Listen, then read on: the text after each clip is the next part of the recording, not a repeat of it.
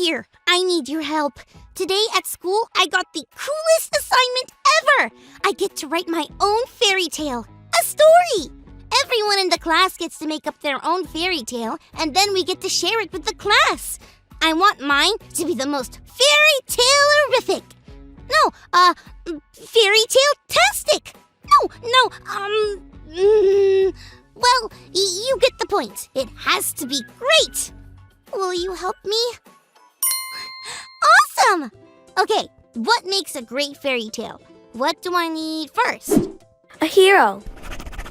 Yeah, a hero. No problem there. We're supposed to write our own fairy tale. So, would it be okay if our hero will be yours truly? That means me. Okay, a hero. Check. Thanks. I knew you guys would be great helpers. Now what? A problem. A problem! Yes! That's something hard that the hero has to face. Of course! That is awesome! Oh, I got it. This morning, I had to step over a puddle on my way to school. And it was, well, just a small puddle, but I had to stretch my leg out a bit to get over it. No, a bigger problem. Yeah, you're right. That's not a big enough problem at all. I got it. What if our hero, me, lived in a land where turkey sub sandwiches grew on trees, but no one had any mayo? Yeah, you're right. If this is going to be fairy tale-tastic, it has to have a bigger problem. I've never thought about that before, but fairy tales have a moment where all hope seems to be lost.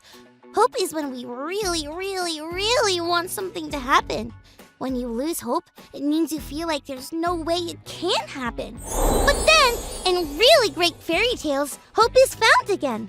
That means the thing that everyone really wants to happen, but thinks won't happen, actually might happen. Like when the beast who lives outside the village actually turns out to be a really cool prince guy who just wants to be everyone's friend. Kinda confused? Maybe our Bible story for today will help clear things up. It's time for today's Bible story.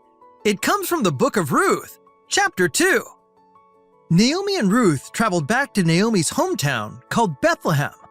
Once they arrived, in order to have food and money, there was really only one thing for them to do: to go out to the fields to pick up the leftover food that had been left behind by the workers. Ruth chose to do this because she was younger. As you can imagine, this wasn't the best job. As you can also imagine, the other people who worked in the field didn't leave a lot behind. So, things for Naomi and Ruth seemed pretty hopeless. It was hard to imagine anything good happening for them. But then, it just so happened that the field where Ruth was working was owned by a man named Boaz. And Boaz just so happened to be related to Naomi. Can you believe that? Boaz saw Ruth and was kind to her. He told her to gather as much as she wanted from his field, and also told her that she should come back to his field to gather every day, because he would make sure she was safe and taken care of. Ruth went back to Naomi with plenty of food for both of them. Ruth shared what had happened with Boaz.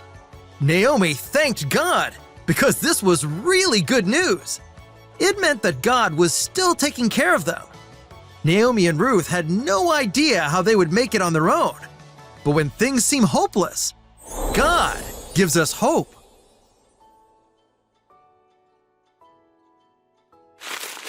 That was so cool! This story with Naomi, Ruth, and Boaz kinda does seem like a fairy tale. And it really helped me understand hope better. When my family is going through something hard, the first thing my parents do is pray to God. That must be because God gives us hope. That makes me happy and hopeful that I can write this fairy tale for my class. I think it will involve an enchanted forest. No, a giant ogre.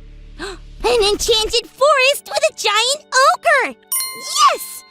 What fairy tale would you write, friends? Well, whatever you come up with, remember not to give up, because no matter how things look, God gives us hope. Thanks for learning and growing with me.